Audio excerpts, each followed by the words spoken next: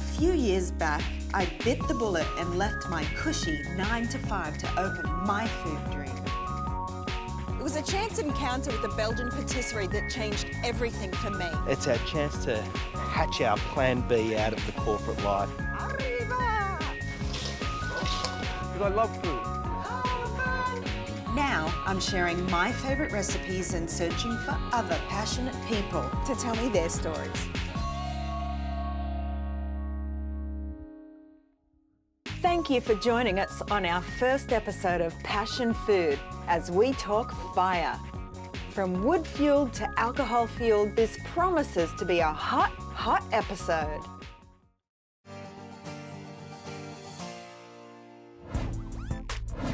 For our first story, I kept it close to home because you don't need to travel too far to find passionate people. Nestled in the back streets of Surry Hills, New South Wales, FireDoor is a one-of-a-kind type of restaurant. Hi Lennox, how are you? Good afternoon, very well, thank you. That's good, thank you so much for having me. Such a pleasure.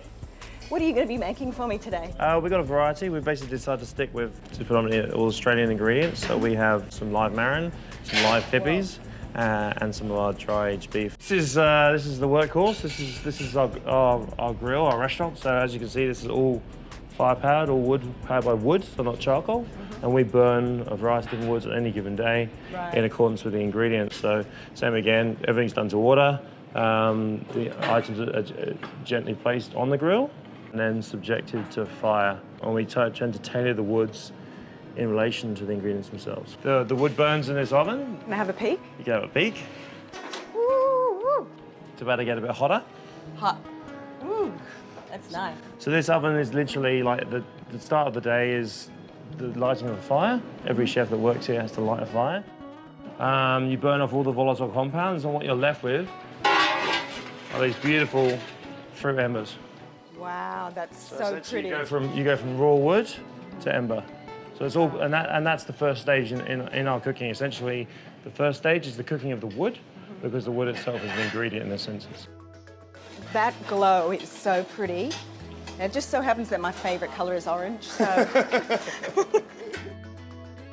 You're the only restaurant in Sydney to have everything cooked with fire, is that correct? The only one in Australia. In Australia, wow.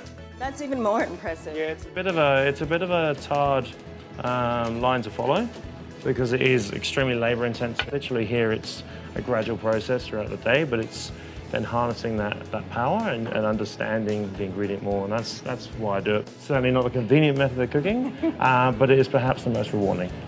Wow. And that challenge drives me on a daily basis, that interaction with an ingredient, because essentially you're relying on, all your senses are awakened. You're relying on your touch, your smell. You can even hear sometimes the way the fire burns differently with the flow of air, how an ingredient reacts on the coals. It's like a completely different way of cooking. And the wonderful thing about cooking with fire is it's an expression of the human heart. And this is my expression. And for me, it's something very delicate that respects the ingredient in its entirety. That's so romantic. Wow, he really surprised me with that. And so literally, you see something that's been killed, grilled, and then served. And the proof is in the eating, so would you like to try? Absolutely, will you join me? Of course. Oh, that looks so good. Lennox showed me that by putting a little bit of everything on my fork, got the maximum flavour intended. There we go, that's nice.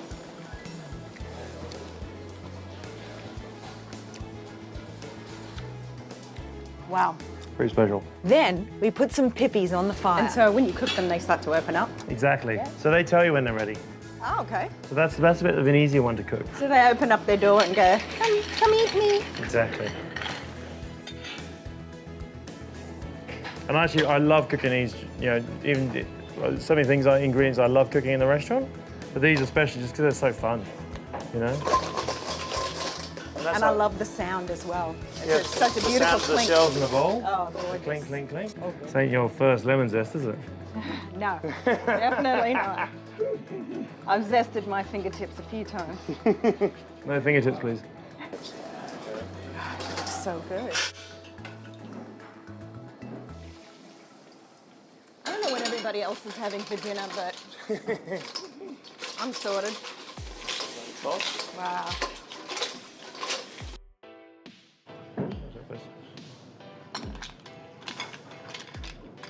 That's it, huh? Lovely. That looks amazing. I'm so excited to eat this. Wow.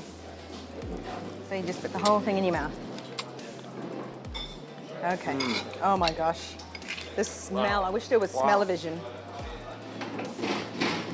Wow. Okay. And this was a beautiful example of things to come. Found that meat, the juice, this is like... So good.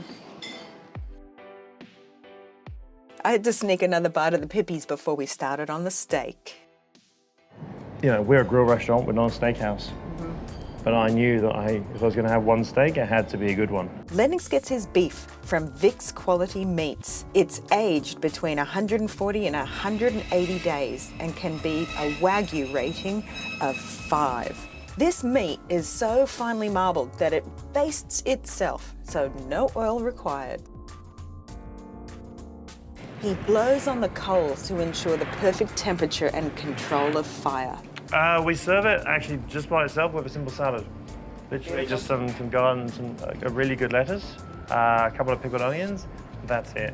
Like there's so much going on and people always go, oh, you know, so many different places might serve it with, you know, they go, where's the horseradish, where's the mustard, you know, and it's like, I always say to them, wait and taste it because there's so much going on in that piece of meat in terms of complexity level. It's like it just needs salt and that's it. You need to sort of have it by itself to appreciate the fact that it's aged for so long. And you'll find, something else you'll find there's a different flavour profile from one side to the other and one edge to the other. And obviously the closer you get to the bone, the sweeter the meat. Yes.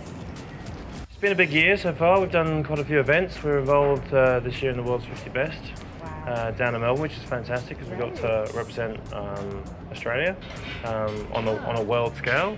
And the great thing about that is then essentially inviting the world to come and dine, not just at your restaurant, at FireDoor, which is obviously always a great honour, but just to come to Australia and to see what amazing things are happening. Because it's a long way from anywhere else, but we're very much saying to them it's well worth the trip. And I finished writing my first book. Really? What's it called? Fantastic, Finding Fire. Fantastic. Yeah. So that took 18 months and we did all the writing, the recipes and the shootings, and that comes out this year.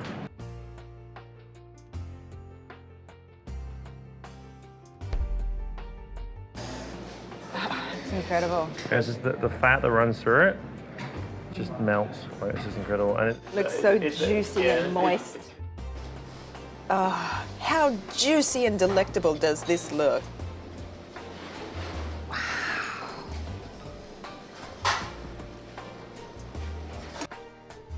Now I do have a steak knife and I do have a fork, but you are more than welcome to use your fingers. I think fingers, yeah. This deserves my fingers.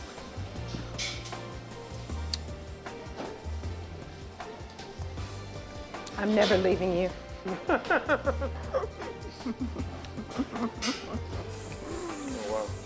They say that the way to a man's heart is through his stomach. I think it holds true the other way around too. Quite true.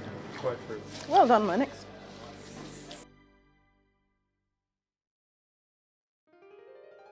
From the back streets of Surry Hills to the secret alleyways of Melbourne, our next stop is a place that seems to be transported back in time. Eua-de-Vie, a whiskey bar owned by the Speakeasy Group, was definitely a place that could set my throat on fire. Such attention to detail that their custom-made bar is wheeled right to you. I have a feeling Nikki was going to make me a few wee drums and cocktails before the night was over. Before I actually start making your drink itself, I'm going to chill down your glass with some... Yeah, sorry, it is a little bit cold. Get your gloves on. So this is just a touch of liquid nitrogen. It's minus 192 degrees centigrade. Now this one's called the Magda Martini. So it's a little take on the Vesper. Now the Vesper was obviously very popularised by James Bond. named after one of the Bond girls. And this is a little take on that. And this is bubbling. And that is bubbling away there, getting your drink nice and cold. This looks amazing. Oh, I really hope you enjoy it. So the olives have something inside of it. Yeah, Parmigiano. So just to give it that little extra little bit of saltiness, as well as a delicious snack in between your sips of martini. Wow, that's really smooth. Nikki showed me the extensive whiskey collection and explained how some customers keep their own private stash in the wall lockers. Talk about classy. So you asked for my favourite drink on our menu? Yes, the Smoky Rob Roy. Smoky Rob Roy is what it is. Now, obviously being Scottish, I do have a bit of a bias towards the Scotch, but it's not just Scotch that we've got in here. Nikki is so knowledgeable about whiskey, and he gladly educated me on why it's such a special drink. Balance out that sweetness, some orange bitters in there as well. Bring in the liquid nitrogen again.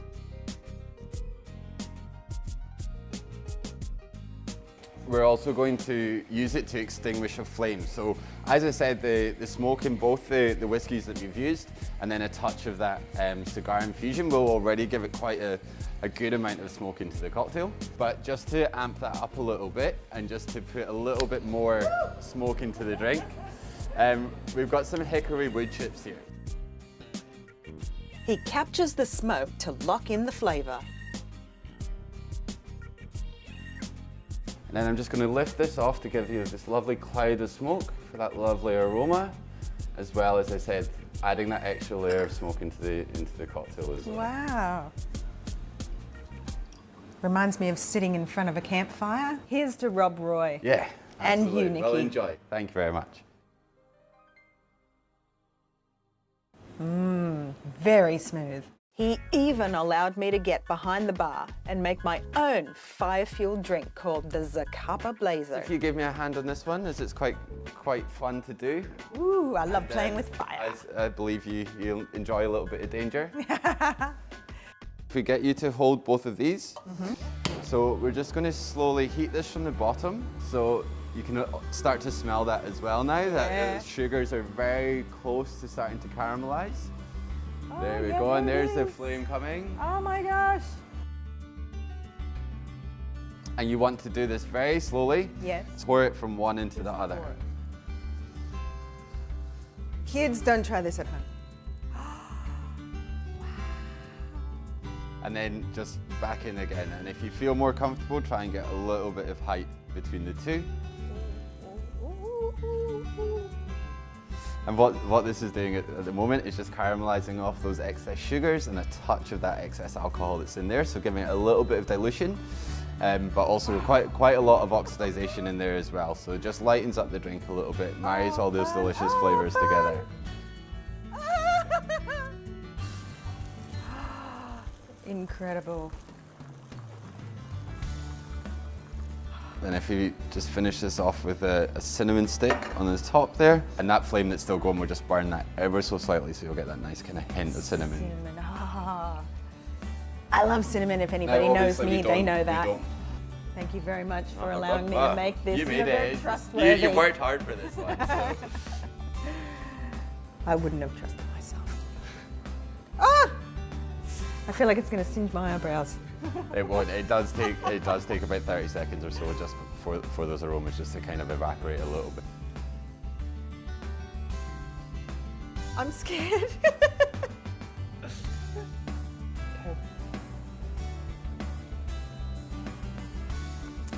Wow. That's really nice. Yeah, it's going to warm you up all the way down to your stomach. It'll keep you warm in these cold Melbourne nights for sure. This is delicious. Don't know what I was scared of.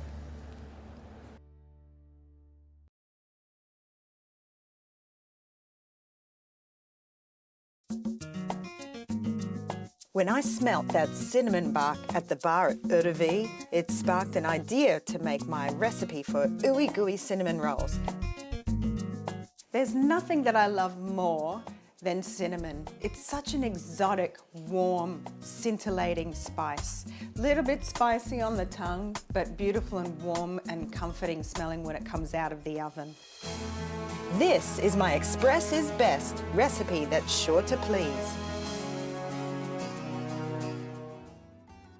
It's a matter of adding all of the wet ingredients together, starting with melted butter, warm milk, sugar, water, vanilla, and your eggs, and mix together. Add the yeast and sit in a warm place until it looks really bubbly. Next, mix all of the dry ingredients in your mixer with the dough hook, starting with the flour, sugar, a little bit of salt, and if you have it, bread improver. Bread improver is a flour softener. What it does is when the product is baked or when your cinnamon rolls are done, it makes them a lot softer and nicer to eat.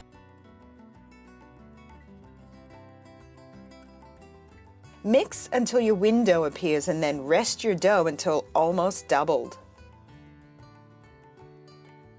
Roll into a rectangle and spread with butter, leaving a dry line at the edge.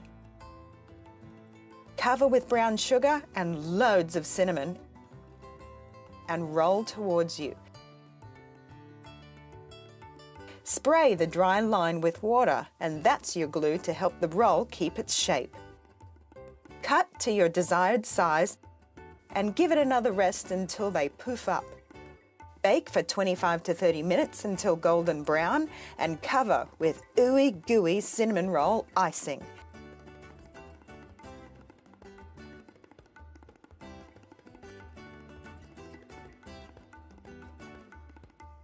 For complete detailed instructions, go to the Passion Food website. Food trucks have become immensely popular over the last 5 years, and this particular food truck struck a chord with my fiery curiosity. Paul McCormick and Michael Ibrahim are the brains behind Soul Kitchen Pizza Truck. The fellows operate a customised fleet of mobile cafes around Melbourne, but this is the only one with a custom-made, inbuilt wood-fired oven that heats up to over 400 degrees Celsius. Paul, it's so great to see a pizza truck here. Thanks for coming. So why a food truck? Well, we had an existing fleet of mobile cafes serving coffee, and food trucks were just sort of starting to boom in Melbourne, and we thought, why not bring one of the oldest street foods to Melbourne and do pizza like they've been doing in Europe for hundreds of years. Fantastic. Yeah. And I love the van. We call it a US style.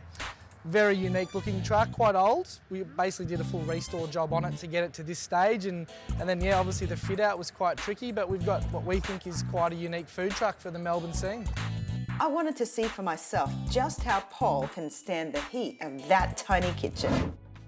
So our dough proves for minimum 48 hours, 48 to 72 hours, Wow. using minimal yeast and yeah, just time. Paul offered to give me a lesson in how to stretch and slap the dough. I love being privy to the tips and the tricks of the trade. We've got a pro here. Oh, well, I'm a baker, but I'm not so great with dough. I'm great with cakes. I can ice a cake in 20 seconds, but pizza, need a little work. And you can just even put your right hand at 12 o'clock and stretch out with your left hand to get a bit of a shape and rotate it around. Okay, and you slap it down. Yeah, Is that that's right? the go. Good on you for having your go. Hey, why not? That took me about 6 months to work out how to do that. Should I throw it?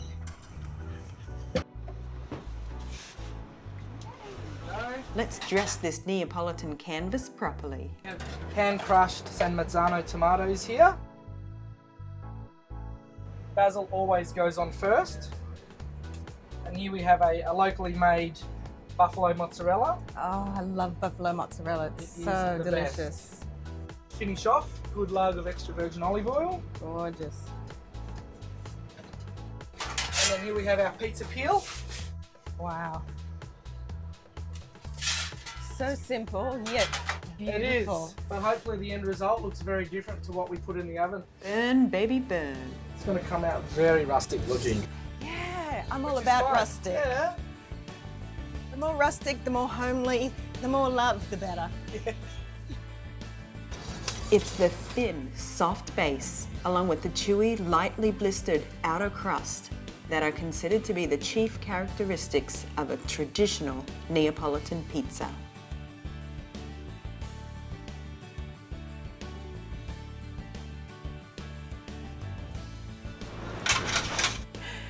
Sorry guys, but this one's going straight into my mouth.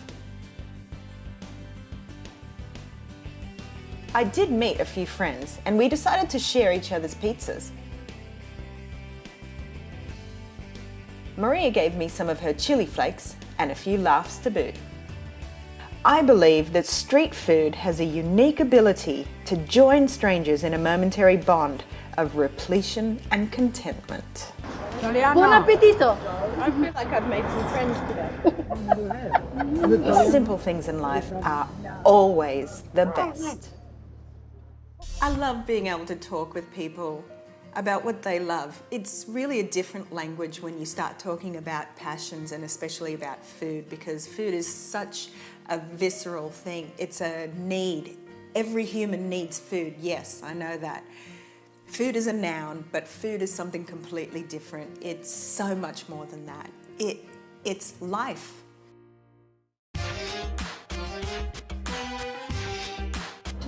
For the finale of our first episode, we tracked down some very special bakers that have a few things in common: beautifully groomed beards, good rhythm, and love for their mama. I got the chance to have a good chat with Nabila and her son Joey, co-founder of the bakery. It's indescribable, you know. I can't talk about what I do. It's really hard because it's not something I think about. Every person I deal with them differently, you know, based on the connection that I have with them, you know. So, but it's a good feeling. And the result is thousands of followers. We want to, I guess, separate ourselves from the audience. I guess, you know, Middle Eastern men showcased in a positive way with beards. I guess it's sort of unheard of. You know, we come from, we've got bakers from all different religions, you know. The beard's not a religion, you know, and I think when we don't say too much about what we do, we let people make up their own mind, but I guess for us, we bring all walks of life together, you know, Muslims, Christians, atheists, you know, Buddhism, anyone, everyone's welcome, you know, like food's got no religion for us. And I asked Joey, how did they get started? And then we'd done a couple more test runs, and then our official launch was about a month and a half after that, down at the Smith Chocolate Festival, where we won Recipe to Riches, actually. Wow. Yeah, so I guess that's when we knew we had something special, and you know, the magic just kept coming from there. You know, and then we hit the streets. We were doing 2,000–3,000 people a night, from Thursday to Sunday. So we've been. Joey asked a guy. He said, "Describe the dessert for me." What did he say? Oh, that was that. Yeah, the Smith Chocolate Festival is like, it's like an angel crying on your tongue. Because it's such a humble, simple dish. I guess, you know, it's not something that's complex. You know, the best stuff are the simple stuff. That's right. You know, and I guess for us, you know, we feel blessed that I guess we can showcase my mum's recipe, and now the Bearded Bakers get to represent my mum. And, you know, and I guess that's probably the best feeling about it. Their business is a family affair, and their love and respect shows through their relationships as they sing and dance their way through the night. I think you've got a great combination together. So you have the beautiful music with the thump of the drums that gets the heart going. You've got an amazing dish, absolutely fantastic chemistry amongst you, and it's a winning combination. It is really blessed. With mum's touch. Yes. And they've become an inspiration to others. Now we've shown them, hey, listen, you can have fun and, you know, make money and enjoy your life and, you know, build yourself up. And it's very hard to teach a hospitality heart. If you don't have that in your heart and as a willing thing to give, it's very hard to teach. You can always teach somebody how to do business. But to teach people how to love other people through hospitality, it's a special gift. It has to come from the inner. Well, it's like successful hospitality. People like, you know, look after the people and the register's always be full. Yeah, the food is secondary, but it happens to be great food. Exactly. There you go. It was so contagious, I even got into it.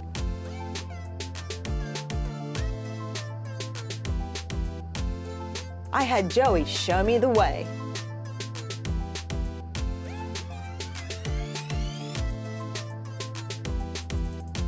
The boys guided me through the assembly line, and I think I did pretty well.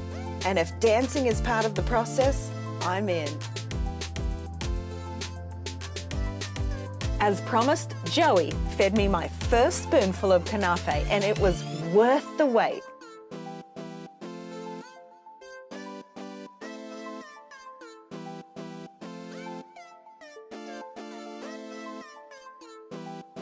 I've had a bowl with my new friends that share my passion for food, and I can't wait to find more.